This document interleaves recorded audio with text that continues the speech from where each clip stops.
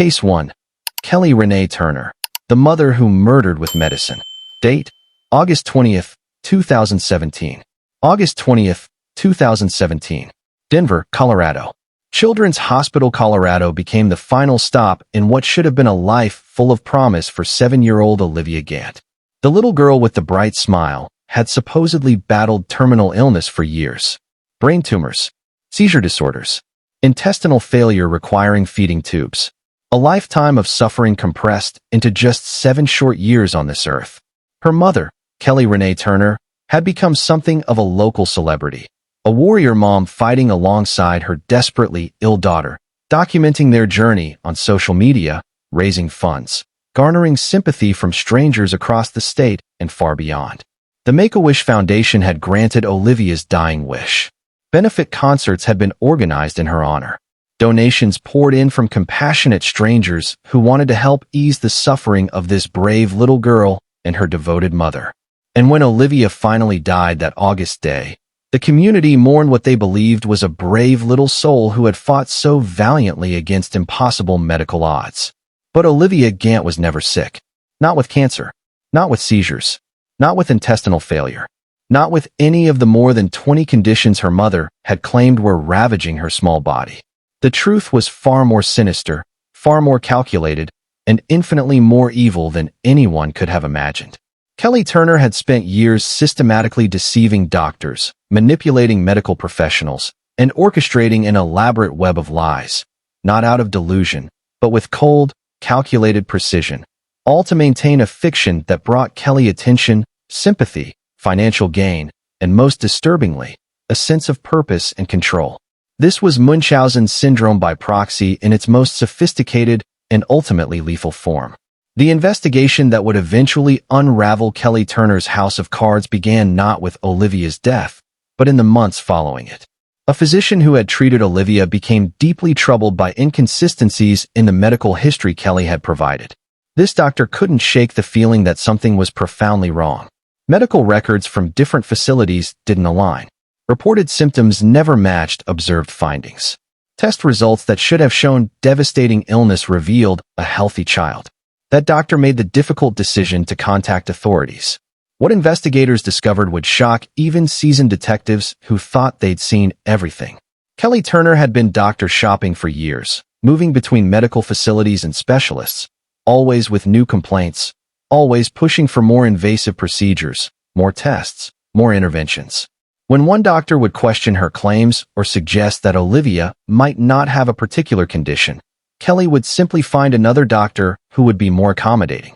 The medical records painted a devastating picture. Olivia had been subjected to countless unnecessary procedures throughout her short life. She had surgically implanted feeding tubes based entirely on fabricated symptoms of intestinal failure, symptoms that medical staff never actually observed. She was given powerful medications for seizure disorders she didn't have. Kelli reported that specialists had diagnosed Olivia with terminal brain cancer, but when investigators tracked down these supposed specialists, they discovered no such diagnosis had ever been made. In some cases, the doctors Kelli claimed had made these terminal diagnoses had never even seen Olivia as a patient.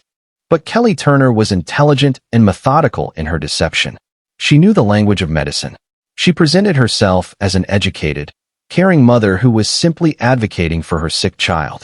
She created detailed timelines of symptoms and kept meticulous records that were entirely fabricated or grossly exaggerated.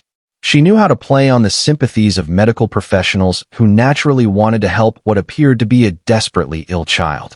The Make-A-Wish Foundation, which exists solely to bring joy to terminally ill children, had been completely deceived. They had granted Olivia a wish, believing they were providing a bright moment in the life of a dying child. Instead, they had been manipulated by a mother who was using her healthy daughter as a prop in an elaborate performance. The financial aspect of Kelli's scheme was equally disturbing. She had received thousands of dollars in donations from compassionate strangers who believed they were helping a family struggling with crushing medical bills and the emotional weight of a terminal diagnosis. Medicaid had paid out over $500,000 for unnecessary medical treatments and procedures, all of it based on lies. All of it funded by taxpayers and charitable individuals who thought they were doing good in the world. But the financial fraud, as terrible as it was, paled in comparison to what Kelli had done to Olivia herself. Medical examiners who reviewed Olivia's case after her death determined that the child had been relatively healthy before her mother's medical interventions. The procedures Kelli had pushed for, the surgeries, the feeding tubes, the powerful medications, these had actually harmed Olivia. The child suffered not from disease, but from medical abuse orchestrated by the very person who should have protected her. In the final weeks of Olivia's life, Kelli had signed a "Do Not Resuscitate" order. She had authorized the withdrawal of medical support. She had authorized what's known as palliative sedation, essentially ending her daughter's life under the guise of compassionate end-of-life care for a terminal patient. Except Olivia wasn't terminal. She was being murdered. The investigation into Kelli Turner took months. Prosecutors had to carefully build a case that would prove not just that Kelli had lied about Olivia's medical conditions, but that these lies and the resulting medical interventions had directly led to Olivia's death. They had to demonstrate that Kelli's actions were not the result of a delusional mental illness, but calculated fraud and abuse. In October 2018, 14 months after Olivia's death, Kelli Renee Turner was arrested and charged with multiple felony counts including first-degree murder, child abuse resulting in death, theft, and charitable fraud. The case would take years to wind through the court system. Kelli's defense attorneys initially tried to argue that she genuinely believed Olivia was sick, that she was a mother who had been misled by medical professionals or who suffered from a delusional disorder that made her unable to distinguish reality from her beliefs. But prosecutors systematically dismantled this defense. They presented evidence of Kelli's calculated doctor shopping.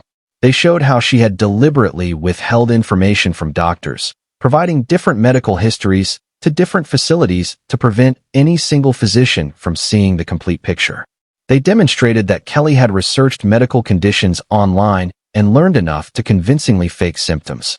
They revealed that she had been warned by medical professionals that Olivia might not have the conditions she claimed, and instead of being relieved, Kelli had simply found new doctors who wouldn't question her. Perhaps most damningly, prosecutors presented evidence that Kelli had actively prevented Olivia from getting better. When the child showed signs of improvement, Kelli would report new symptoms. When doctors suggested reducing medications or removing feeding tubes to see if Olivia could manage without them, Kelli would refuse or would switch doctors.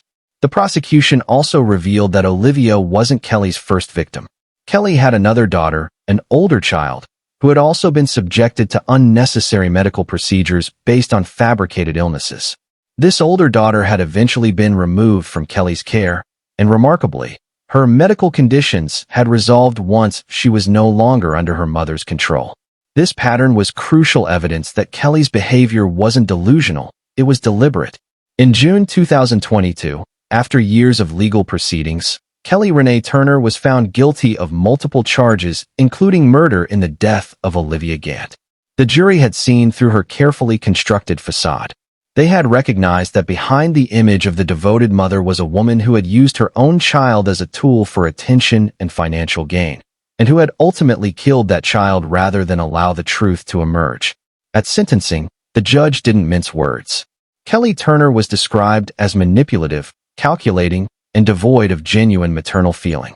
The judge noted that Kelli had shown more emotion when discussing the collapse of her fraud scheme than she ever had when discussing her daughter's death. Kelli was sentenced to 16 years in prison for the murder charge alone, with additional consecutive sentences for the fraud and abuse charges. But perhaps the most chilling aspect of the Kelli Turner case isn't just what she did, it's how long she got away with it. For years, she moved through the medical system, convincing doctors, social workers, charity organizations, and an entire community that she was a devoted mother caring for a terminally ill child. She appeared on local news. She was celebrated as an inspiration. People held her up as an example of maternal strength in the face of unimaginable hardship, all while she was slowly killing her daughter. The Olivia Gant case sent shockwaves through Colorado's medical community and beyond. It forced hospitals to re-examine their procedures for identifying medical child abuse. It highlighted the challenges medical professionals face when trying to balance trust in parents with vigilance for signs of Munchausen syndrome by proxy. and it reminded everyone that evil doesn't always announce itself with obvious violence. Sometimes it hides behind a smile, a fundraising page, and the word mother. Olivia Gant should be a teenager now, navigating middle school, discovering her interests, building friendships. Instead, she's gone, killed by the one person who was supposed to love her unconditionally. And Kelli Turner sits in prison, perhaps the only place where she can no longer harm children in her quest for attention and sympathy. If this case has affected you, or if you found it as disturbing as I did, please let me know in the comments below. Don't forget to like this video and subscribe to Cold Case Hour for more deep dives into the cases that haunt us. Hit that notification bell so you never miss an investigation. And remember, awareness is the first step toward protecting the vulnerable among us. Case 2. Letecia Stauch, the stepmother who staged a disappearance. Date: January 27, 2020. January 27, 2020. Lorson Ranch, Colorado Springs. 11-year-old Gannon Stauch kissed his stepmother goodbye and left for what she claimed was a hike with a friend. He never came home. What followed was one of the most extensive searches in Colorado history, a media firestorm, and eventually, the unmasking of one of the most deceptive and cold-blooded killers the state has ever seen. Letecia Stauch seemed like the concerned stepmother, tearfully pleading for her stepson's safe return.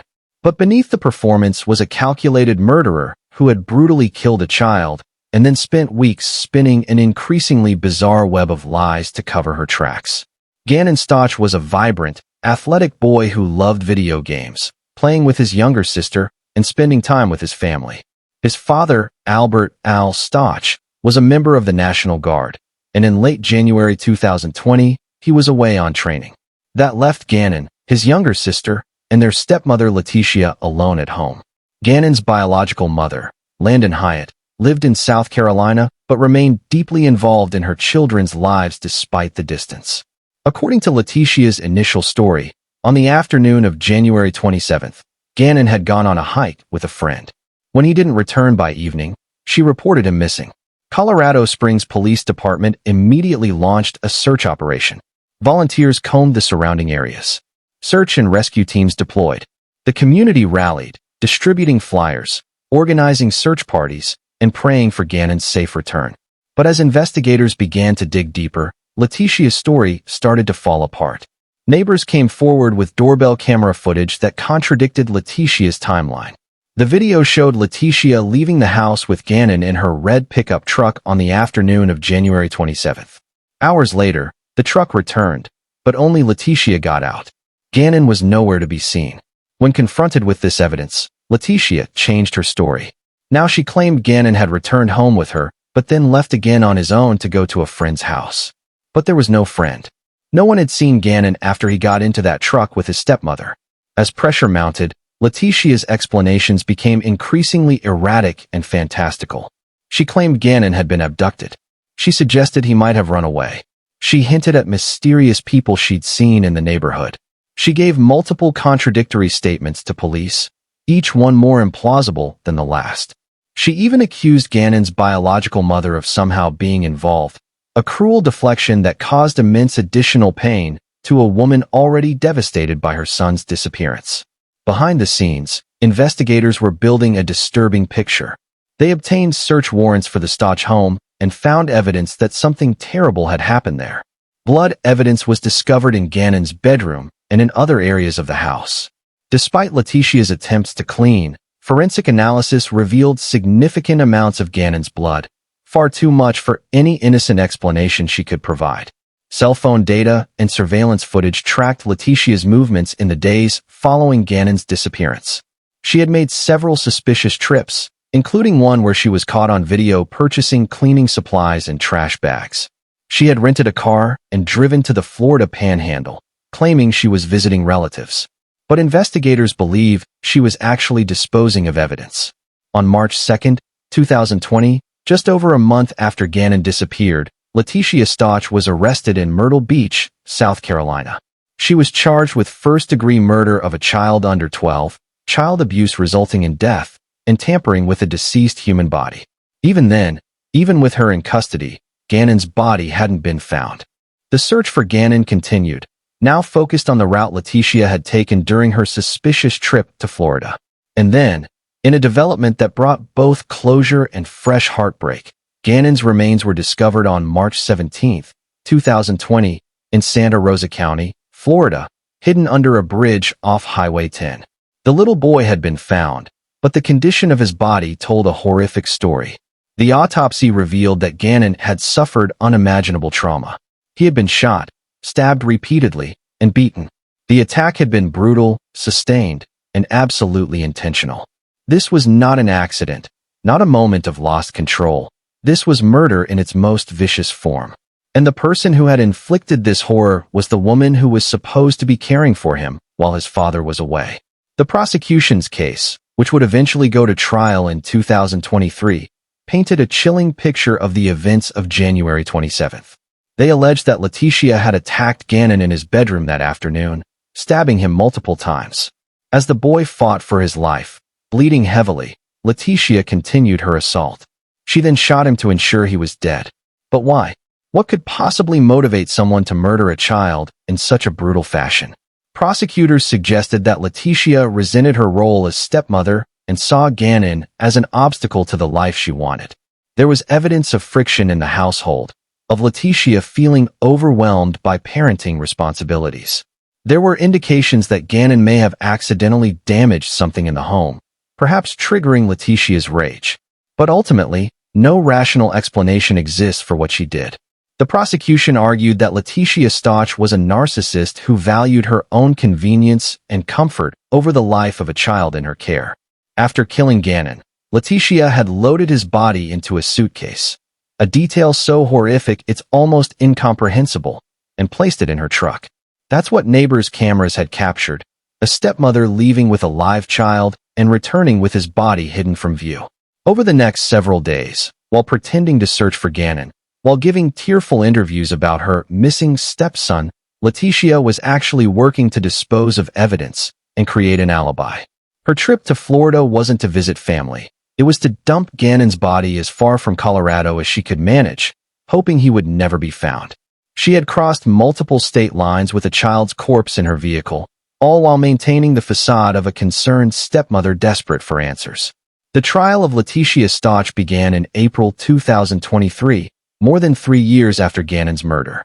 It was held in Colorado Springs and drew intense media attention and public interest. The courtroom was packed every day with community members, journalists, and most heartbreakingly, Gannon's family members who had to sit through the painful details of his final moments. Letecia's defense team attempted to argue that she was not guilty by reason of insanity. They claimed she suffered from dissociative identity disorder and that an alternate personality had committed the murder. They brought in expert witnesses to testify about her mental state. They suggested she was not in control of her actions. But the prosecution systematically demolished this defense. They presented evidence of Letecia's calculated behavior after the murder, her attempts to clean the crime scene, her disposal of evidence, her elaborate lies to police, her trip to Florida to hide the body. They argued that someone truly in a dissociative state wouldn't be capable of such methodical cover-up efforts. They showed video of Letecia giving interviews where she appeared completely in control, spinning her false narratives with ease. Perhaps most compellingly, they presented evidence of Letecia's own words. She had been recorded in jail calls and conversations where she discussed the case, and in those recordings, she never once sounded like someone who didn't understand what she had done. Instead, she sounded like someone desperately trying to avoid responsibility for her actions. The jury deliberated for just over 3 hours before reaching their verdict. On May 8, 2023, Letecia Stauch was found guilty on all counts: first-degree murder, tampering with a deceased human body, and tampering with evidence. The courtroom erupted in emotion as the verdict was read. Gannon's mother, Landon Hyatt, who had flown in from South Carolina and attended every day of the trial, broke down in tears of both grief and relief. At sentencing, family members were given the opportunity to deliver victim impact statements.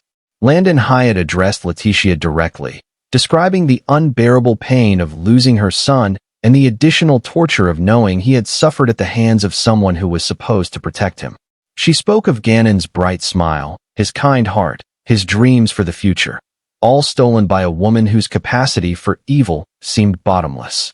Gannon's father, Stauch, also spoke. His statement was particularly painful, as he grappled with the guilt of having trusted Letecia with his children. He described the impossible burden of knowing his son had called out for help, had suffered in terror, while Al was away and unable to protect him.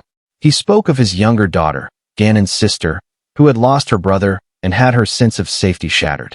The judge sentenced Letecia Stauch to life in prison without the possibility of parole, plus additional consecutive sentences for the other charges. She will die behind bars, never again able to harm a child, never again able to weave her manipulative lies.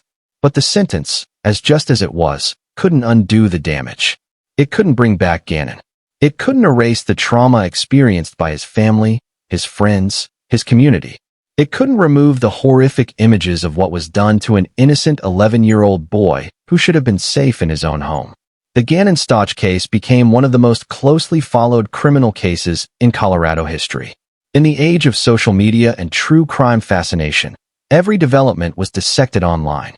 Armchair detectives analyzed footage, debated theories, and expressed outrage at Letecia's transparent lies. The case highlighted the particular vulnerability of stepchildren in blended families and the importance of recognizing warning signs when someone's behavior doesn't match their words. It also demonstrated the incredible dedication of law enforcement and the community.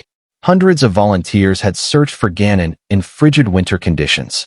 Detectives had worked tirelessly to build a case, knowing that a child killer was walking free and spinning lies. The FBI had assisted in tracking Letecia's movements across state lines. And ultimately, justice was served, even though it came too late to save Gannon.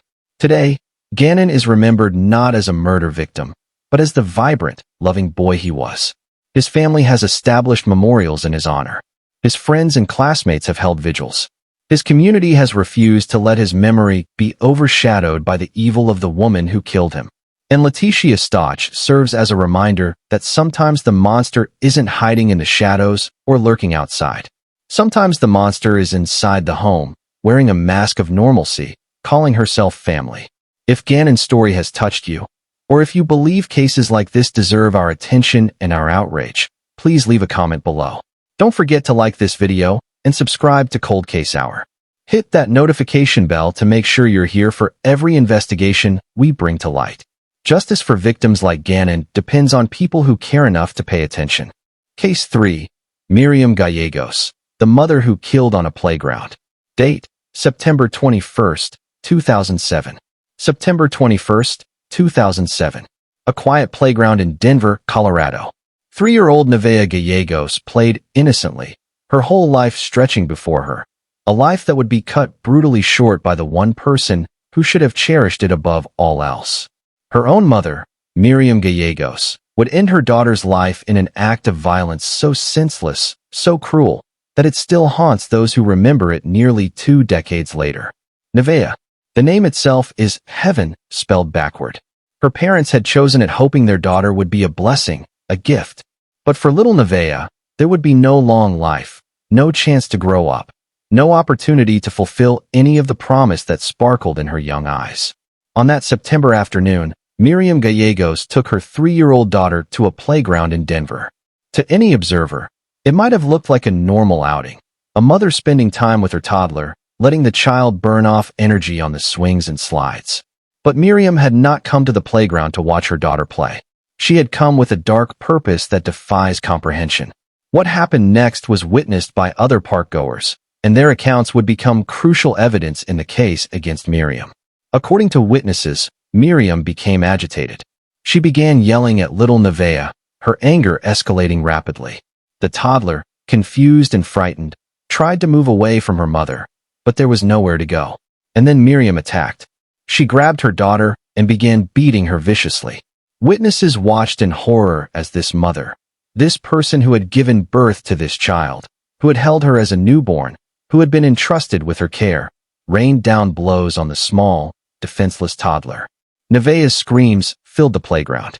Other parents rushed to intervene, shouting at Miriam to stop, trying to protect the child. But Miriam wasn't finished. In a final, horrific act, She threw 3-year-old Neveah to the ground with such force that the child's head struck the concrete. The impact was devastating. Neveah's small body went limp. Emergency services were called immediately. First responders arrived to find a scene of absolute chaos. Traumatized witnesses, a mother who seemed disconnected from the reality of what she had just done, and a critically injured toddler fighting for her life. Neveah was rushed to the hospital, but the damage was too severe. The little girl whose name meant heaven would soon be in heaven itself. Neveah Gallegos died from her injuries. The medical examiner determined that she had suffered severe blunt force trauma to the head, along with multiple other injuries consistent with a violent beating. This was no accident, no tragic moment of discipline gone too far.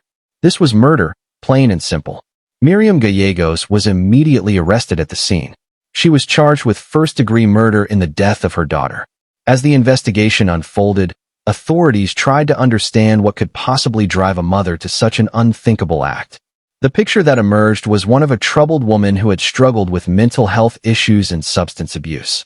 Friends and family members would later tell investigators that Miriam had been acting erratically in the days and weeks before Neveah's death. There were signs that she was not coping well with the responsibilities of motherhood. There were indications that she resented the demands of caring for a young child. But mental health struggles, as real and as serious as they may be, do not excuse the murder of a child. They do not justify beating a 3-year-old to death on a playground. And the prosecution would make sure the jury understood this distinction. The case against Miriam Gallegos was overwhelming. Multiple witnesses had seen the attack. The medical evidence was clear and damning. There was no question about who had killed Neveah or how she had died. The only question was whether Miriam would be held fully accountable for her actions or whether her defense team could convince a jury that her mental state somehow mitigated her culpability. Miriam's defense attorneys did indeed attempt to argue that she was not in her right mind at the time of the murder. They presented evidence of her mental health history, her struggles with depression and possible psychosis, her documented use of drugs. They suggested that she had experienced a break from reality, that she had not been in control of her actions. But the prosecution countered with powerful evidence that Miriam had known exactly what she was doing. In the aftermath of the attack, she had made statements that showed awareness of her actions. She had not appeared confused or disoriented in a way consistent with a genuine psychotic break. And crucially, the premeditated nature of taking Neveah to the playground suggested planning and intent, not a sudden loss of control. The trial was emotionally devastating for everyone involved. Neveah's father, who had not been present during the attack, had to hear the horrific details of how his daughter spent her final moments. Family members had to confront the reality that someone they knew, someone they had trusted with a child, was capable of such monstrous violence. Witnesses who had been at the playground that day had to relive the trauma of watching a child being murdered before their eyes, of hearing her cries for help, of feeling helpless to stop what was happening quickly enough to save her. Some of these witnesses, particularly parents who had been there with their own children, reported suffering from post-traumatic stress in the aftermath. The jury heard all of this testimony. They saw the photographs of Neveah's injuries. They listened to the medical examiner explain exactly how the little girl had died. They considered the defense's arguments about Miriam's mental state. And then they deliberated. The verdict came back, guilty of first-degree murder. Miriam Gallegos was convicted of killing her own daughter. At sentencing, the judge made clear that while Miriam's mental health issues were acknowledged, they did not excuse or justify what she had done. A 3-year-old child had been brutally murdered by the person who should have been her protector. That demanded the most serious consequences the law could provide. Miriam Gallegos was sentenced to life in prison. She would never walk free again. She would never have the opportunity to harm another child. But no sentence could undo what she had done. No amount of prison time could bring Neveah back. The case of Neveah Gallegos sparked important conversations in Colorado about identifying and intervening with at-risk parents before tragedy strikes. Child welfare advocates pointed to the case as evidence that the system needed better mechanisms for recognizing when a parent was struggling to the point of being dangerous. Mental health professionals discussed the warning signs that had been present in Miriam's behavior and whether more could have been done to prevent the tragedy. But these conversations, as important as they were, couldn't change what had happened on that September afternoon in 2007. They couldn't erase the witnesses' memories of a little girl's screams. They couldn't comfort Neveah's father as he grappled with unimaginable grief. They couldn't explain to the community how someone could do such a thing to their own child. Neveah Gallegos was 3 years old. She loved playing on swings. She was learning to talk in full sentences. She had her whole life ahead of her. And her mother took all of that away in a few minutes of incomprehensible violence. Today, those who remember Neveah choose to focus not on the horrific way she died, but on the joy she brought during her brief time on Earth. Her family has worked to ensure she's remembered as more than a victim, as more than a cautionary tale. She was a real child with a real personality, real laughter, real dreams. And Miriam Gallegos remains in prison, serving a life sentence for one of the most senseless acts of maternal violence Colorado has ever witnessed. If this case has affected you, please share your thoughts in the comments below. Cases like Neveah's remind us why child protection must be a priority in every community. Don't forget to like this video and subscribe to Cold Case Hour for more in-depth investigations into cases that demand our attention. Hit that notification bell to stay updated on every story we bring you. Case 4. Kimberlee Singler, the mother who claimed an intruder. Date: December 19, 2023. December 19, 2023. Colorado Springs, Colorado.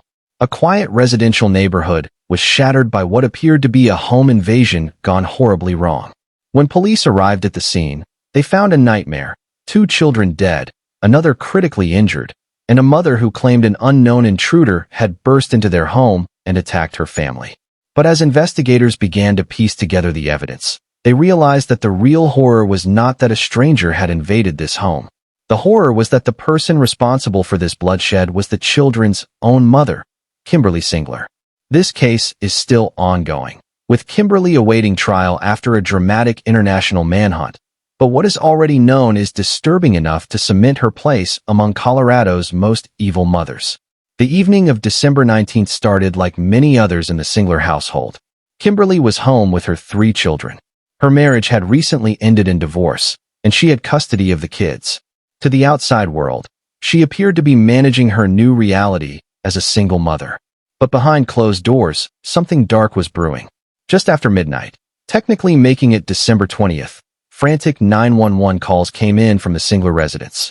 Kimberlee reported that an intruder had broken into her home and attacked her family. She claimed she had been injured trying to fight off the attacker. Most devastating, she reported that her children had been hurt. When Colorado Springs police officers arrived, they encountered a scene of unimaginable carnage. 2 of Kimberlee's children, a 9-year-old daughter and a 7-year-old son, were found with fatal injuries. They had been stabbed and bludgeoned. Their 11-year-old sibling had also been attacked, but had survived, though with serious injuries. Kimberlee herself had injuries, which seemed to support her story of fighting off an attacker. The initial response treated this as a home invasion, a random act of violence that had resulted in the deaths of 2 innocent children. The community reeled. Parents double-checked their locks. Neighbors looked at each other with suspicion and fear. But experienced investigators know that crime scenes tell their own story, and this one wasn't adding up. There were no signs of forced entry. Nothing appeared to have been stolen. The injuries to Kimberlee were superficial, inconsistent with someone who had fought desperately to protect their children from a murderous attacker. And as crime scene technicians processed the house, they found blood evidence and other physical clues that contradicted Kimberlee's account. Most telling of all was the 11-year-old survivor.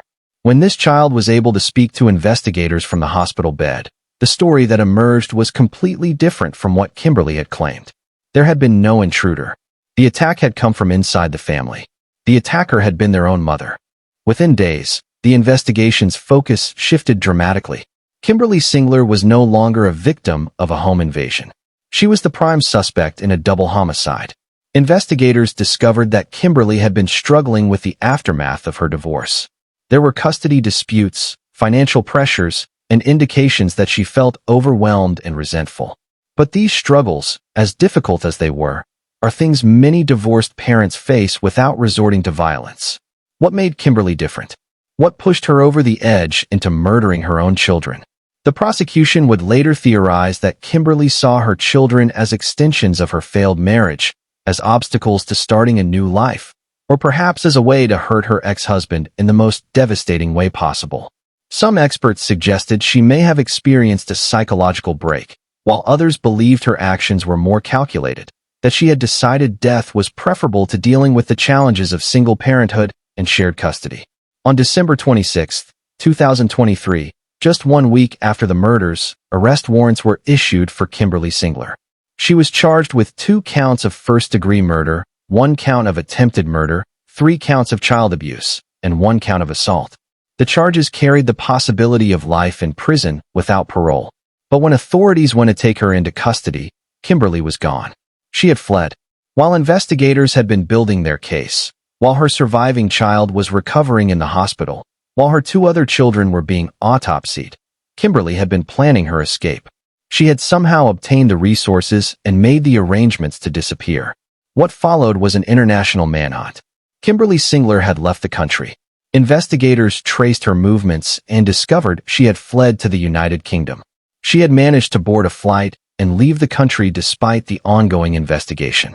This raised serious questions about how someone who was a suspect in a double-child murder had been able to leave the United States, but those questions would have to wait. The priority was bringing her back to face justice. On December 30, 2023, 11 days after she murdered her children, Kimberlee Singler was arrested in the United Kingdom. British authorities took her into custody based on the U.S. arrest warrants. But arresting her was only the first step. Now began the lengthy process of extradition. Kimberlee fought her extradition, as fugitives often do.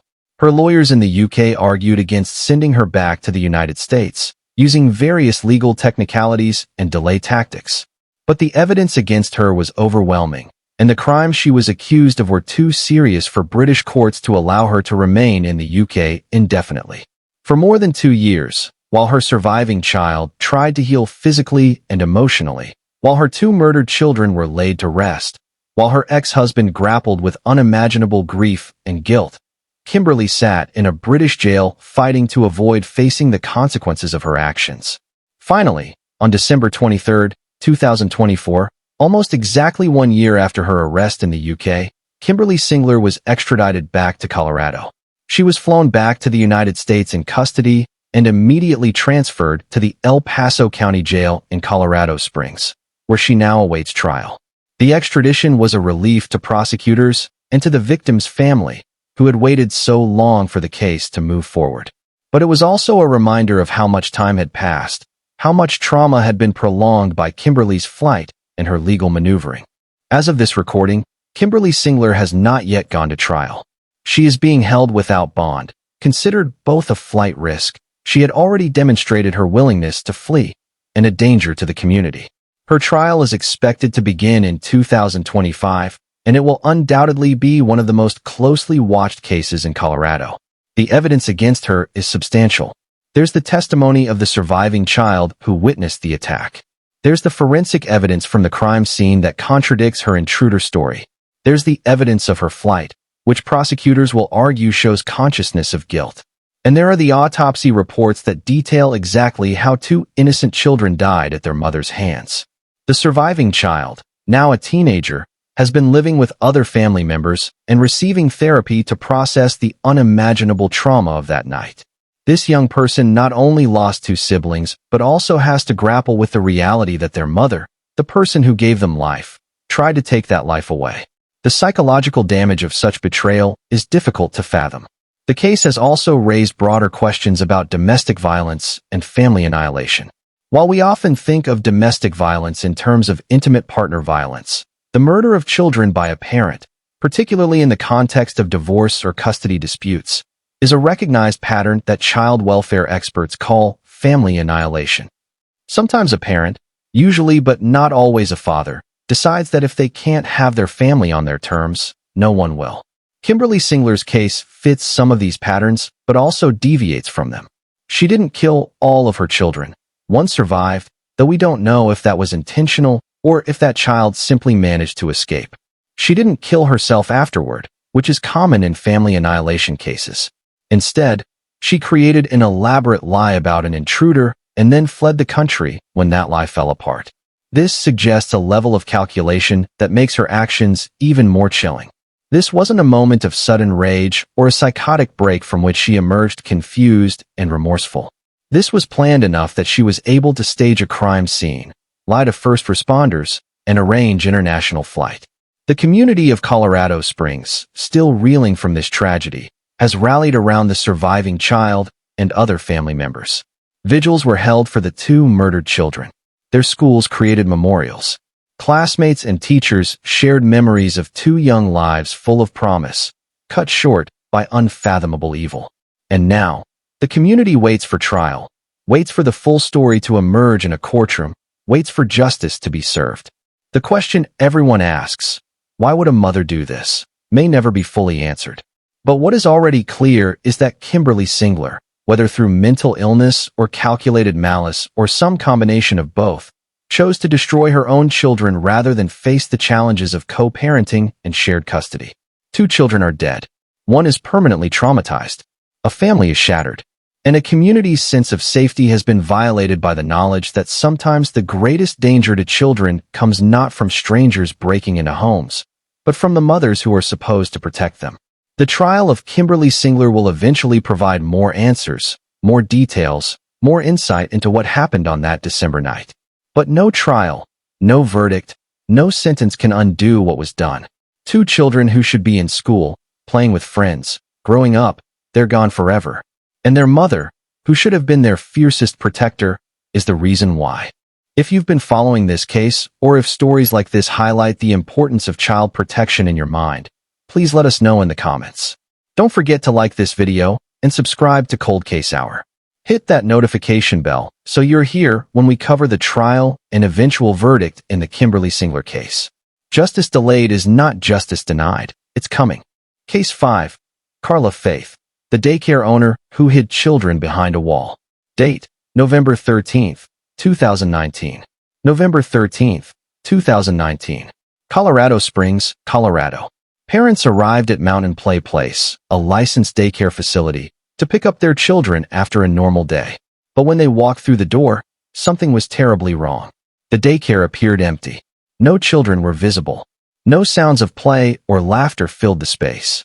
The owner, Carla Faith, seemed evasive and nervous. And then, behind a false wall in the basement, investigators discovered a secret room where children were being hidden in darkness. While Carla Faith's crimes don't include murder, the level of abuse, neglect, and deception she perpetrated against the most vulnerable victims, young children entrusted to her care, earns her a place in this dark chronicle of Colorado's worst mothers. Mountain Play Place had been operating as a licensed daycare for years. Parents in the Colorado Springs area trusted Carla Faith with their most precious possession, their children. The facility was supposed to provide a safe, nurturing environment where kids could play, learn, and socialize while their parents were at work. Instead, it became a place of neglect and psychological abuse. On that November afternoon, parents who arrived for pickup were immediately suspicious. The daycare seemed too quiet. When they asked where their children were, Carla gave vague, contradictory answers. She seemed agitated and was clearly trying to prevent parents from looking around the facility. But parents' instincts are powerful, and these parents knew something was wrong. They insisted on seeing their children. And when Carla continued to obstruct them, they called the police. Colorado Springs Police Department responded to what they thought might be a wellness check or a simple dispute between parents and a daycare provider. What they discovered instead was shocking. In the basement of the daycare facility, officers found a false wall that had been constructed to create a hidden room. Behind that wall, in darkness, were multiple young children. These toddlers and preschoolers had been deliberately concealed from their parents, hidden away like contraband rather than treated like the precious human beings they were. The children ranged in age from infants to preschoolers. They had been placed in the secret room without proper supervision, without adequate light, without the care and attention they deserved. Some of the children were reportedly not fully clothed despite the cold weather. They had limited access to food and water. They were frightened and confused. Why would a daycare owner hide children from their own parents? The investigation revealed a disturbing pattern of violations at Mountain Play Place. Carla Faith had been operating the facility in violation of state licensing regulations in multiple ways. One of the most significant violations was that she had been accepting far more children than her license allowed. In Colorado, as in most states, daycare facilities are licensed for a specific number of children based on factors like the size of the facility, the number of staff members, and safety considerations. These limits exist to ensure that each child receives adequate supervision and care. But Carla Faith had been ignoring these limits, taking in more and more children to increase her profits, regardless of whether she could properly care for them. When parents would arrive for pickup, especially if it was at a time when multiple parents might be present, Carla would panic. She couldn't let parents see how many children were actually at the facility, because that would expose her licensing violations. So she developed a horrifying solution. She built a false wall in the basement and would hide the excess children behind it whenever she thought someone might be watching. Imagine being a toddler, suddenly grabbed and taken down to a dark basement, shoved behind a wall with other crying children, not understanding why, waiting in fear until the adult you're supposed to trust decides it's safe to let you out. The psychological impact of such treatment on young children is severe. The children hidden behind the wall that November day had been there for an extended period. They had been calling out, crying, but soundproofing or simple distance had prevented anyone from hearing them until police conducted a thorough search of the premises. As officers removed the children from the hidden room and reunited them with their frantic parents, the full scope of what had been happening at Mountain Play Place began to emerge. This wasn't a one-time incident. Carla had been using the hidden room regularly, systematically concealing children whenever she deemed it necessary. Carla Faith was immediately arrested and charged with multiple counts of child abuse. The charges were based not just on the hiding incident, but on the overall pattern of neglect and mistreatment that investigation revealed. Children had been subjected to inadequate supervision, had been denied proper care, and had been traumatized by being hidden in darkness. The daycare was immediately shut down. Parents were horrified to learn what their children had been subjected to. Many reported that their children had exhibited behavioral changes, increased anxiety, fear of dark spaces, reluctance to be left with caregivers, but they hadn't known why. Now they understood. Their children had been victims of systematic abuse at the hands of someone they trusted. The case against Carla Faith moved through the court system. She initially faced more serious felony charges, but through plea negotiations, some of these were reduced. This angered many parents and child welfare advocates who felt she should face the harshest possible consequences. The legal proceedings revealed additional disturbing details. Evidence showed that Carla had been operating in this manner for an extended period, possibly months, or even longer. Multiple children had experienced being hidden behind the wall at various times. Staff members at the facility either knew about the hidden room and said nothing, or were so inadequately trained and supervised that they genuinely didn't realize what was happening in the basement of their own workplace. On October 21, 2021, nearly 2 years after the children were discovered behind the false wall, Carla Faith was sentenced. She received 6 years in prison for her crimes against the children in her care. 6 years. For systematically hiding children in a dark room, for violating every principle of childcare, for traumatizing toddlers and preschoolers who should have been playing and learning instead of cowering in darkness. Many felt the sentence was too lenient. Parents of the affected children spoke at sentencing, describing the ongoing trauma their kids experienced. They talked about nightmares, about children who were now terrified of basements or dark spaces, about trust that had been shattered at a formative age. But the judge had to work within sentencing guidelines, and ultimately, Carla Faith received 6 years followed by probation. She would also be prohibited from ever working with children again, a restriction that should have been unnecessary given the nature of her crimes, but one that was legally mandated nonetheless. The Mountain Play Place case sent shockwaves through Colorado's childcare community. It prompted reviews of licensing procedures and inspections. Regulators asked how a facility could operate with such egregious violations for so long without being caught. The answer was uncomfortable. Daycare oversight, while improved in recent years, still has gaps that unscrupulous operators can exploit.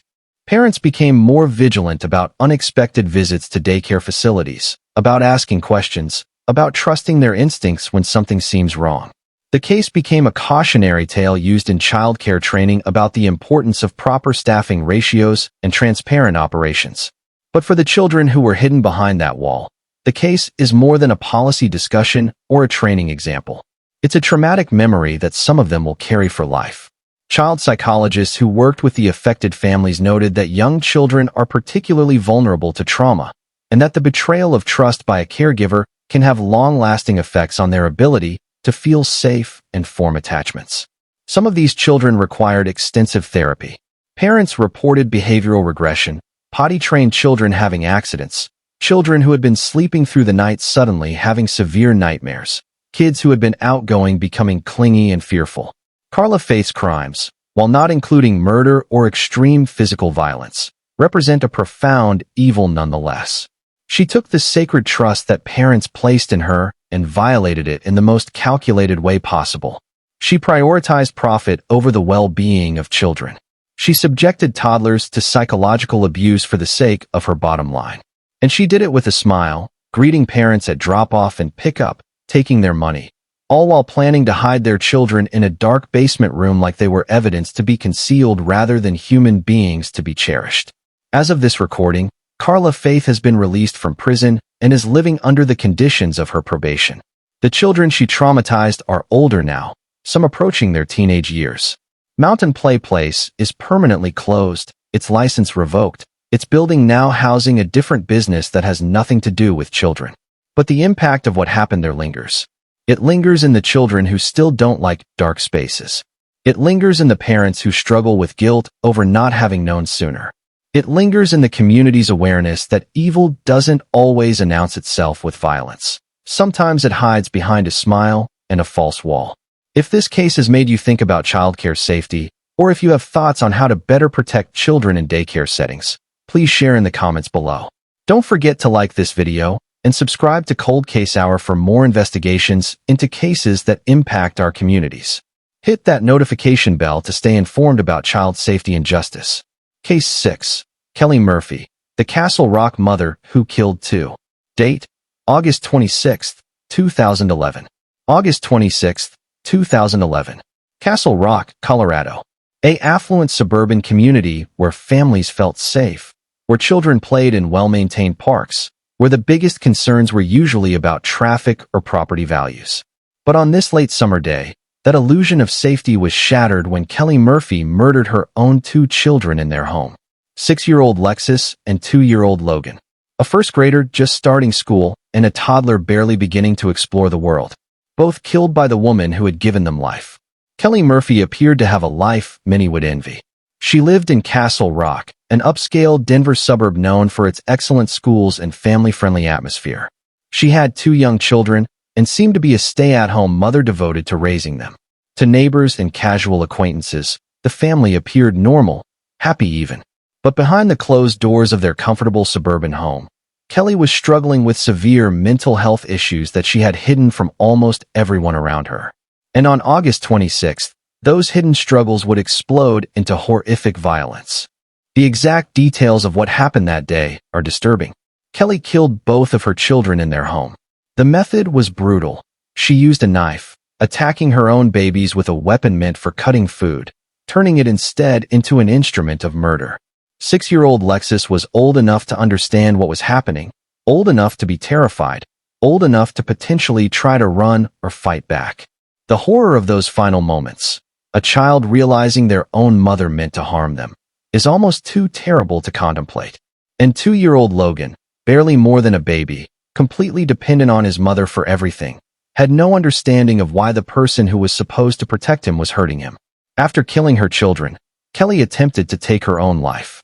This pattern, parents who kill their children and then attempt suicide, is unfortunately not uncommon in cases of family annihilation, particularly when the perpetrator is suffering from severe depression or psychosis. But Kelli's suicide attempt was unsuccessful. She survived, and when emergency responders arrived at the Castle Rock home, they found a scene of absolute devastation.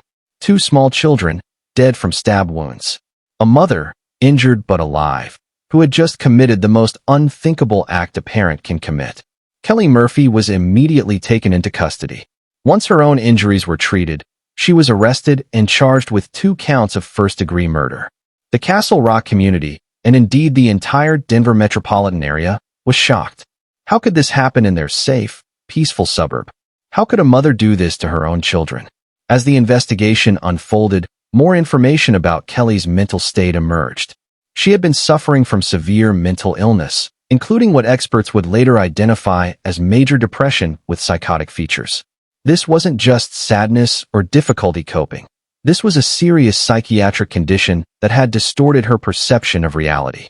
Some accounts suggested that Kelli may have believed she was protecting her children from some imagined future harm, a delusion that sometimes appears in cases of maternal filicide with psychotic features. In this twisted logic, killing the children seems merciful compared to whatever fate the mother believes awaits them. This doesn't excuse the crime, but it provides some context for understanding how a mother's brain could malfunction so catastrophically. The question of Kelli's mental health would become central to her case. Her defense attorneys argued that she was not criminally responsible for her actions due to her mental illness. They presented evidence of her psychiatric history and expert testimony about her state of mind at the time of the murders. But the prosecution argued that regardless of her mental health issues, Kelli had known what she was doing and had understood that it was wrong. The fact that she had attempted suicide afterward suggested she knew she had done something terrible. The methodical nature of the killings, she had obtained a weapon and attacked both children, suggested some level of planning and intent. The case went to trial in 2012, less than a year after the murders. The trial was emotionally devastating for everyone involved. The children's father, Kelli's ex-husband, had to sit through testimony about how his children had died. Extended family members had to confront the reality that someone they knew had committed such heinous acts. The jury heard expert testimony from psychiatrists and psychologists debating Kelli's mental state. They saw evidence from the crime scene, though some of the most graphic details were kept from public disclosure out of respect for the victims. They heard about Kelli's history of mental illness and about warning signs that had been missed. In the end, the jury found Kelli Murphy guilty of 2 counts of first-degree murder. Despite her mental illness, despite the arguments from her defense team, the jury determined that she was criminally responsible for killing Lexus and Logan. At sentencing, Kelli Murphy was given 2 consecutive life sentences in prison. She would spend the rest of her life behind bars for the murders of her own children. The judge acknowledged her mental illness but emphasized that 2 innocent children were dead and that justice demanded accountability. The impact statements from family members were heartbreaking. The children's father spoke about Lexus's excitement about starting first grade, about Logan's infectious giggle, about all the moments they would never have. First dances, graduations, weddings, grandchildren. All of it stolen by a mother who should have protected them. The case raised important questions about mental health screening for parents, about postpartum depression and psychosis that can persist well beyond the infant stage, about the warning signs that family and friends should watch for. Mental health advocates pointed out that while most people with mental illness never harm anyone, severe untreated psychiatric conditions can indeed lead to violence, and that better mental health care access might prevent some tragedies. But for Lexus and Logan Murphy, these discussions came too late. They were gone, their potential unfulfilled, their futures stolen. The Castle Rock community struggled to process what had happened. Parents held their own children tighter.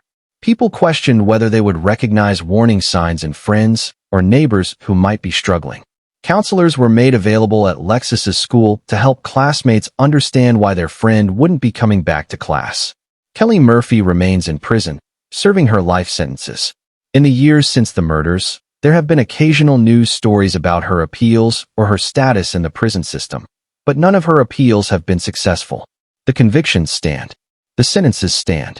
And 2 children remain dead, victims of the one person who should have loved them unconditionally. The Murphy case is a reminder that mental illness is real and serious, but also that it cannot be accepted as an excuse for the murder of children. Yes, Kelli was sick. Yes, she needed help she didn't receive. But she also made choices, and those choices ended 2 innocent lives. It's a reminder that if you see someone struggling with their mental health, particularly a parent who seems to be having thoughts of harming themselves or others, intervention is crucial. The National Suicide Prevention Lifeline at 988 is available 24/7. Mental health crises are medical emergencies, and they should be treated with the same urgency as any other life-threatening situation. But intervention and compassion must be balanced with accountability. Kelli Murphy destroyed her children, and for that, she will spend the rest of her life in prison. It's justice, though cold comfort to those who loved Lexus and Logan. If this case has touched you or made you think about mental health awareness, please share your thoughts in the comments. Don't forget to like this video and subscribe to Cold Case Hour for more deep dives into cases that matter.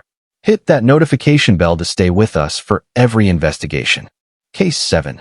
Corena Minjarez, the Pueblo mother who hid bodies in storage. Date: January-February 2024, bodies discovered. January and February of 2024. Pueblo, Colorado. Police received information about a disturbing situation involving missing children. What they discovered would unveil one of the most recent and shocking cases of maternal murder in Colorado history. Corena Minjarez, a mother who should have been caring for her children, had instead killed them and hidden their bodies in a storage unit, continuing with her life as if they had simply never existed. The investigation began when family members reported concerns about two of Corena's children. These relatives hadn't seen the children in some time, and when they asked Corena about them, her explanations were vague and inconsistent. She claimed the children were with other family members or friends, but when those people were contacted, they had no knowledge of the children's whereabouts. As concern grew and more questions were asked, Corena's stories kept changing. This raised red flags for family members who contacted law enforcement. Pueblo Police Department began investigating what initially appeared to be a possible custodial interference or neglect case. But as detectives dug deeper, the situation appeared far more sinister. Investigators obtained search warrants and began looking into Corena's recent activities. They tracked her movements, her financial transactions, and her communications. And they discovered that she had been renting a storage unit, a unit she visited occasionally, but that seemed to have no legitimate purpose connected to her normal life. When police obtained a warrant to search that storage unit in January of 2024, they made a horrific discovery. Inside were the decomposed remains of two children, Corena Minjarez's own children, whom she had killed and then hidden away like discarded belongings. The children's bodies showed signs of violent trauma. This wasn't a case of accidental death that Corena had panicked about and tried to hide. These children had been murdered, and the forensic evidence would later establish that Corena was responsible. The timeline investigators pieced together was chilling. Corena had killed her children months, possibly even longer, before their bodies were discovered. After murdering them, she had placed their bodies in the storage unit and simply continued with her life. She went to work. She socialized. She interacted with family members who asked about the children and lied to their faces about where the kids were. She visited the storage unit periodically, checking on her dark secret, making sure it remained hidden. And all the while, she showed no outward signs of the monster she truly was. When the bodies were discovered in January, additional remains or evidence were found in February during follow-up searches, helping investigators build a comprehensive picture of what had happened. The children had been murdered, their bodies concealed, and their deaths covered up by an elaborate web of lies. Corena Minjarez was arrested and charged with 2 counts of first-degree murder, along with additional charges related to tampering with deceased human remains and child abuse. The evidence against her was overwhelming. The bodies had been found in a storage unit she was renting. Forensic evidence linked her to the murders. Her own lies and changing stories demonstrated consciousness of guilt.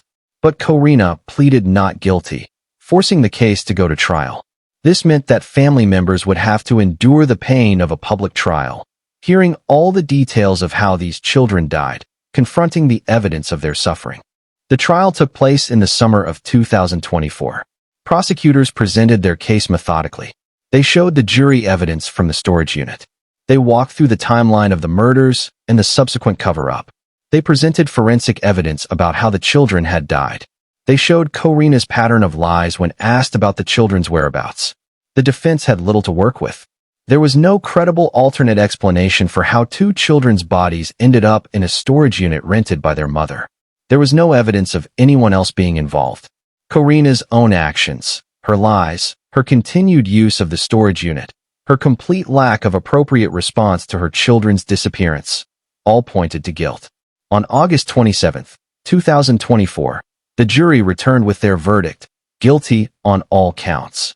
Corena Minjarez was convicted of murdering her 2 children and attempting to hide the evidence of her crimes. The courtroom reaction was emotional. Family members who had loved these children and who had been tormented by not knowing what happened to them finally had confirmation of the terrible truth they had feared. The children were gone, murdered by their own mother, hidden away like trash. At sentencing, the judge heard victim impact statements from family members. They spoke about the children Corena had killed, their personalities, their dreams, their potential. They spoke about the pain of not knowing what had happened, of being lied to, of eventually learning the horrific truth. They spoke about the betrayal of having a family member, someone who should have loved these children, instead take their lives. Corena Minjarez was sentenced to life in prison without the possibility of parole. She will never walk free. She will spend the rest of her life behind bars for the murder of her own children. The motive for the murders remains unclear.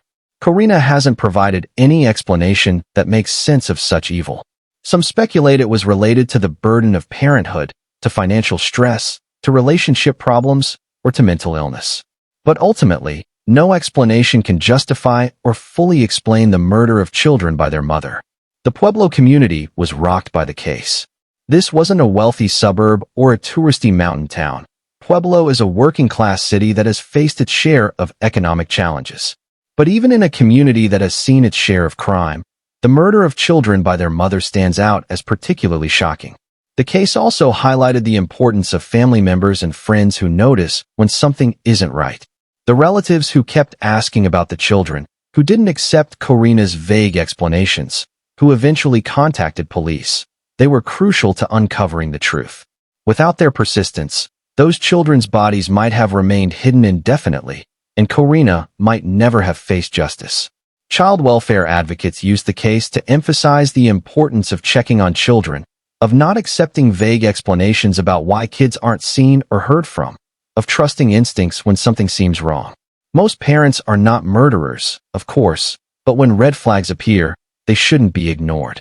The children Corena murdered had names, had personalities, had people who loved them. They had been failed by the one person who should have protected them above all others. And when they needed someone to speak up for them, to notice they were gone, it was extended family members who finally did so. Corena Minjarez now sits in a Colorado prison, where she will remain for the rest of her natural life.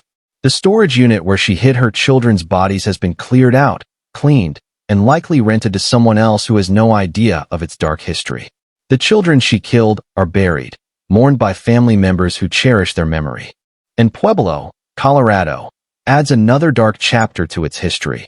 A mother who murdered her children and thought she could hide the evidence forever. If this case has affected you, or if you believe in the importance of protecting children and holding accountable those who harm them, please share your thoughts in the comments below. Don't forget to like this video and subscribe to Cold Case Hour for more in-depth investigations. Hit that notification bell to stay informed about justice for victims who can no longer speak for themselves. Case 8. Patsy Ramsey, the JonBenét Ramsey Mystery. Date: December 25th to 26th, 1996. December 25th, 1996. Boulder, Colorado. Christmas night in an upscale neighborhood where festive lights still twinkled and wrapped presents sat beneath decorated trees. In the Ramsey household, a wealthy family had celebrated the holiday with their 2 children. But by the next morning, their 6-year-old daughter JonBenét would be found dead in the basement of their own home, launching one of the most controversial and debated criminal cases in American history. And at the center of the suspicion, for years, was JonBenét's own mother, Patsy Ramsey. Before we go further, I need to be clear. Patsy Ramsey was never charged with her daughter's death. She was never arrested. She was never convicted. In 2008, DNA evidence led prosecutors to officially exonerate the Ramsey family. But for over a decade, Patsy lived under a cloud of suspicion, with many believing she had killed her own daughter. This case is different because we're not discussing a convicted killer. We're discussing a mother who may have been innocent but was subjected to years of accusation. Or, and this is the controversy that has never been resolved, a mother who may have gotten away with murder. JonBenét Patricia Ramsey was born on August 6, 1990. She was a beautiful child living what appeared to be a privileged life in Boulder. Her father, John Ramsey, was a successful businessman. Her mother, Patsy, was a former beauty queen who had won the Miss West Virginia title in 1977. Patsy had involved JonBenét in child beauty pageants from a very young age. The little girl competed regularly, wearing elaborate costumes and heavy makeup. She won titles and trophies. Her mother seemed intensely invested in her pageant success. On Christmas Day, 1996, the Ramsey family celebrated at their Boulder home. They attended a Christmas party that evening, returning home around 9:30 p.m. According to the family, they put JonBenét to bed and then the parents went to bed themselves. The next morning, December 26th, Patsy claimed she woke early because the family was planning a trip. As she descended the staircase, she discovered a ransom note. The note, written on paper from the Ramsey home, claimed that JonBenét had been kidnapped and demanded $118,000. The ransom note was extraordinarily long, 2.5 pages. It contained movie references and theatrical phrases. It was written on materials from inside the house. Patsy called 911, reporting her daughter had been kidnapped. Police responded to what they believed was a kidnapping case. But the scene was strange. The house showed no signs of forced entry. There was no evidence of struggle in JonBenét's bedroom. For hours, police and the Ramseys waited for kidnappers to make contact. But no call came. Around 1 p.m., Detective Linda Arndt asked John Ramsey to search the house again. John went to the basement and found his daughter. JonBenét was dead. Her body had been in the basement the entire time. John carried her body upstairs, an understandable act that contaminated the crime scene. JonBenét had been struck on the head, causing a skull fracture. She had been strangled with a garrote. There was evidence of possible sexual assault. The autopsy revealed pineapple in her stomach, though her parents claimed she had been asleep and hadn't eaten anything. The investigation quickly focused on the possibility that this was murder staged to look like kidnapping. Handwriting experts analyzed the ransom note. Some concluded Patsy Ramsey could not be eliminated as the author. The case became a media sensation. Images of JonBenét in pageant costumes filled television screens. The case sparked debate about child beauty pageants. Patsy became a subject of intense suspicion.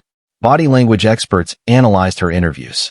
The investigation was widely criticized as flawed.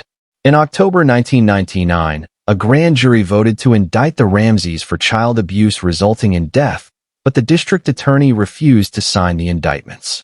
In 2006, DNA testing identified male DNA on JonBenét's clothing that didn't match any family member. In 2008, District Attorney Mary Lacey officially exonerated the Ramsey family based on this DNA evidence. But Patsy never heard this exoneration. She had died of ovarian cancer on June 24, 2006, at age 49. She went to her grave under public suspicion. The case remains officially unsolved. Boulder police announced in late 2024 they're using advanced DNA techniques to re-examine evidence. So where does Patsy fit in this chronicle? If the DNA evidence is correct, she was a grieving mother who lost her daughter and was wrongly accused. If skeptics are right, she may have escaped justice. We may never know the truth. What we do know is that a 6-year-old girl died violently on Christmas night. Her death sparked national conversation about child safety in pageants. And Patsy Ramsey, whether guilty or innocent, became a symbol of maternal suspicion, either a wrongly accused mother who suffered tremendously or a killer who got away with murder. JonBenét should be in her 30s now. Instead, she's forever 6 years old, forever a victim whose case continues to perplex. If you have thoughts on whether this case will ever be solved, please share respectfully in the comments. Don't forget to like this video and subscribe to Cold Case Hour for more investigations. Hit that notification bell to stay updated on any developments. Case 9, Dynel Lane, the woman who cut a baby from its mother. Date, March 18, 2015. March 18, 2015.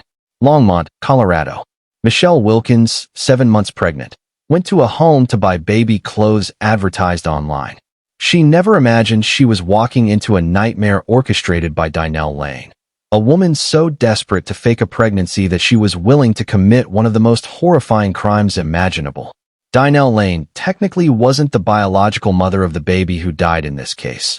But her crime was so intimately connected to motherhood, pregnancy, and the abuse of a child that she earns her place in this investigation of Colorado's most evil mothers. Dynel had been lying to her boyfriend and others about being pregnant. She had faked the pregnancy for months, wearing maternity clothes, talking about her expected baby, and building an elaborate fiction. But as the months passed and the supposed due date approached, Dynel faced a problem. Eventually, she would need to produce a baby. Rather than admitting the truth, Dynel decided to take someone else's baby. Michelle Wilkins saw an online advertisement for baby clothes and maternity items. The seller, Dynel Lane, seemed friendly and helpful. Michelle, excited about her pregnancy and happy to get a good deal on baby supplies, agreed to meet Dynel at her home in Longmont. When Michelle arrived at the house, everything seemed normal at first. Dynel showed her the items for sale. They chatted about pregnancy and babies. Michelle had no reason to be suspicious or afraid.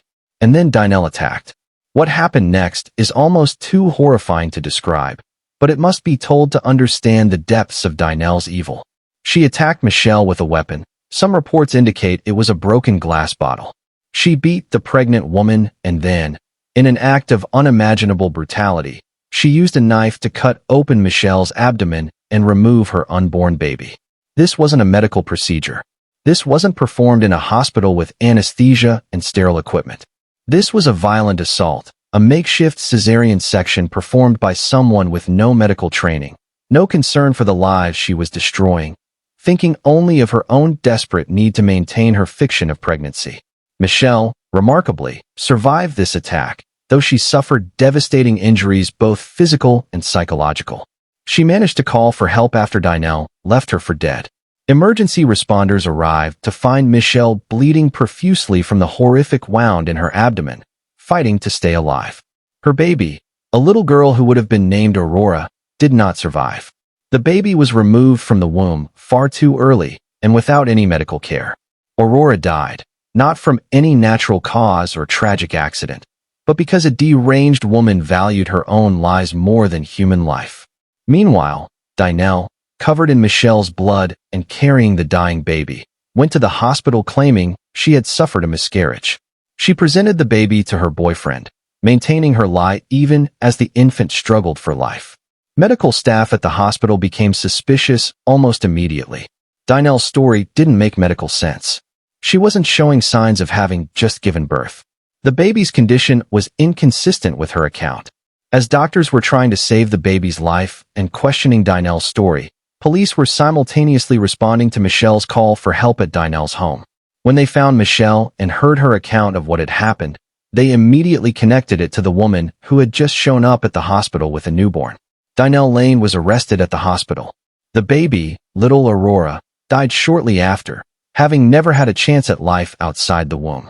Michelle survived, but was left with permanent scars, both physical and emotional, from the attack. The charges against Dynel were complex from a legal standpoint. She was charged with attempted first-degree murder for the attack on Michelle. That part was straightforward. But what about the death of the baby? Under Colorado law at the time, the baby was not considered a separate person for the purposes of murder charges because she had not been born alive in a viable state. This legal technicality meant that Dynel could not be charged with murdering Aurora, even though her actions had directly caused the baby's death. This sparked intense debate and ultimately led to changes in Colorado law. Advocacy groups argued that attacking a pregnant woman and causing the death of her viable fetus should be recognized as a separate crime. The case became a catalyst for the passage of legislation that would address this gap in the law. But for the immediate case against Dynel Lane, prosecutors worked with the charges they could legally file: attempted first-degree murder, assault, and unlawful termination of a pregnancy. The trial revealed more disturbing details about Dynel's elaborate lies. She had been faking her pregnancy for 7 to 8 months. She had attended prenatal appointments, presumably faking those as well, had posted ultrasound pictures online that weren't actually hers, and had thoroughly convinced her boyfriend and others that she was expecting a baby. When confronted with the approaching due date and the impossibility of continuing the charade, rather than simply admitting the truth, Dynel had planned and executed an attack on a pregnant stranger. She had lured Michelle to her home with the specific intent of taking her baby. The premeditation was clear. Dynel had placed the online advertisement specifically to attract pregnant women. She had prepared her home for the attack. She had thought through how she would explain suddenly having a baby. This wasn't an impulsive act or a sudden psychotic break. It was calculated and planned. The defense attempted to argue that Dynel suffered from mental illness, that she was not fully rational at the time of the attack. Mental health experts testified about possible delusional disorders and the psychological pressure of maintaining such an elaborate lie for so long. But the prosecution successfully argued that Dynel's methodical planning, her ability to maintain the lie so effectively for months, and her actions after the attack all demonstrated that she knew what she was doing and understood it was wrong. A truly delusional person wouldn't have been able to execute such a calculated plan. The jury found Dynel Lane guilty on all charges. The conviction brought some measure of justice for Michelle Wilkins and for baby Aurora, even though the law couldn't fully acknowledge the loss of Aurora's life. On April 29, 2016, Dynel Lane was sentenced to 100 years in prison. While she was eligible for parole after serving half of that sentence, the judge made clear that the severity of the sentence reflected the heinous nature of her crimes. Michelle Wilkins showed tremendous courage throughout the trial and sentencing. She testified about her ordeal, describing not just the physical attack, but the emotional devastation of losing her baby. She spoke about Aurora, the daughter she had been preparing to welcome into the world, the daughter whose name means dawn, but who never saw a sunrise. Michelle's victim impact statement was powerful and heartbreaking. She described the trauma of the attack, the ongoing physical pain from her injuries, and the grief of losing Aurora. She spoke about the violation of having her body invaded in such a horrific way, of having her pregnancy, which should have been a time of joy and anticipation, turned into a nightmare. But she also spoke about resilience and healing. She refused to let Dynel Lane's evil define her life. She worked to recover both physically and emotionally. And she became an advocate for legal changes that would better protect pregnant women and recognize the loss when an unborn child is killed during a crime against the mother. The Dynel Lane case had ripple effects beyond the courtroom. It led to the passage of Unlock Your Conscience amendments to Colorado law, which created separate criminal penalties for causing the death of an unborn child during an assault on a pregnant woman. While this law has been controversial in some circles due to concerns about how it might affect abortion rights, its intent was to address cases exactly like Dynel's, where someone attacks a pregnant woman and causes the death of her wanted baby. The case also highlighted the dangers of online transactions and meetings. Michelle had gone to Dynel's home to buy baby clothes, a seemingly innocent transaction, but she had walked into a trap set by someone with sinister intent. The case became a cautionary tale about meeting strangers from online sales platforms, about trusting too readily, about the importance of taking safety precautions even for seemingly low-risk interactions. But most fundamentally, the case was about a woman so consumed by her own lies, so desperate to maintain a fiction, that she was willing to commit unspeakable violence. Dynel valued her fake pregnancy, her false image, her lies to her boyfriend, more than she valued human life. A baby died. A mother was traumatized. A community was shaken. All because Dynel Lane couldn't face the simple truth that she wasn't pregnant. Today, Dynel Lane remains in prison, serving her 100-year sentence. Michelle Wilkins has worked to rebuild her life, though she carries the scars of what happened to her and the loss of baby Aurora. And Aurora herself is remembered not just as a victim of a horrific crime, but as a catalyst for legal change that may protect other babies and their mothers in the future. If this case has affected you, or if you believe in protecting pregnant women and recognizing the value of unborn children in the context of crimes against their mothers, please share your thoughts below. Don't forget to like this video and subscribe to Cold Case Hour for more investigations that bring attention to the victims who deserve our remembrance. Hit that notification bell to join us for every case we cover. Case 10. Raven Rudd, the Colorado Springs mother who caused her son's death. Date: November 30th, 2022. November 30th, 2022. Colorado Springs, Colorado. A 4-year-old boy lost his life not to an accident, not to illness, but to the reckless neglect and abuse of his own mother.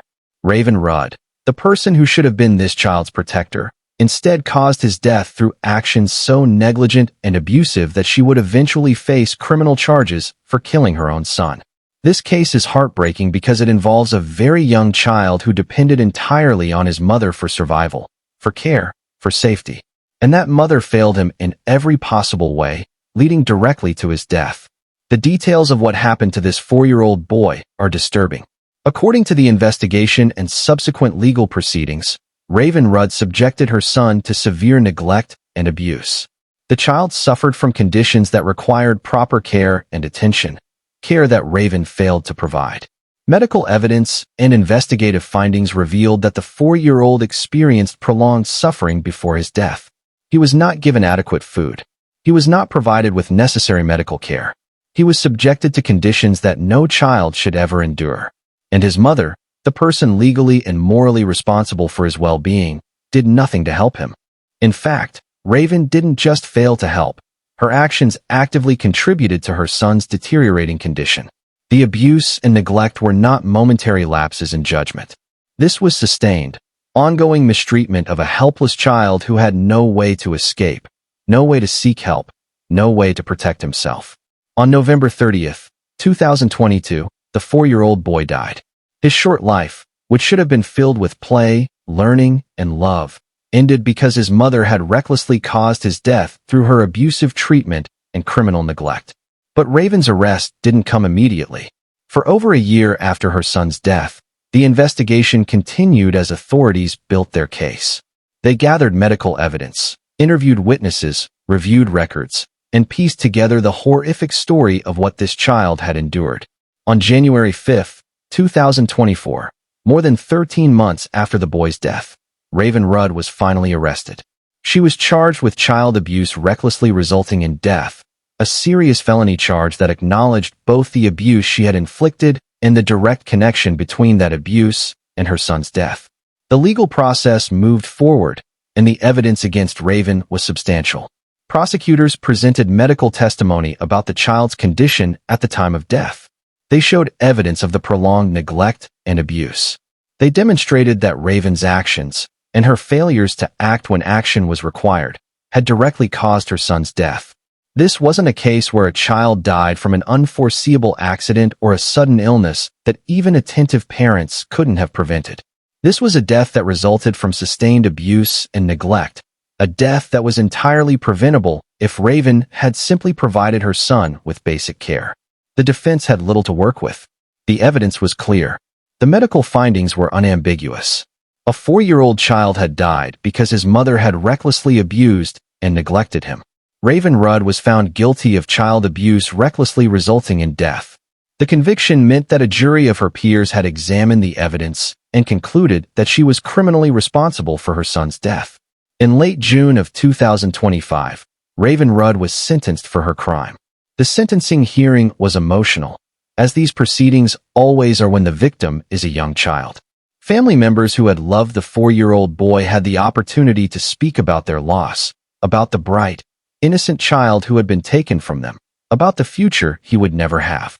They spoke about a little boy who should be starting kindergarten now, who should be learning to read, who should be playing with friends and discovering the world. Instead, he was gone, killed by the neglect and abuse of the person who should have loved him most.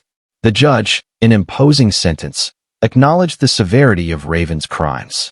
A 4-year-old child had died a preventable death. He had suffered before dying, and he had suffered at the hands of his own mother, the person legally and morally obligated to protect him.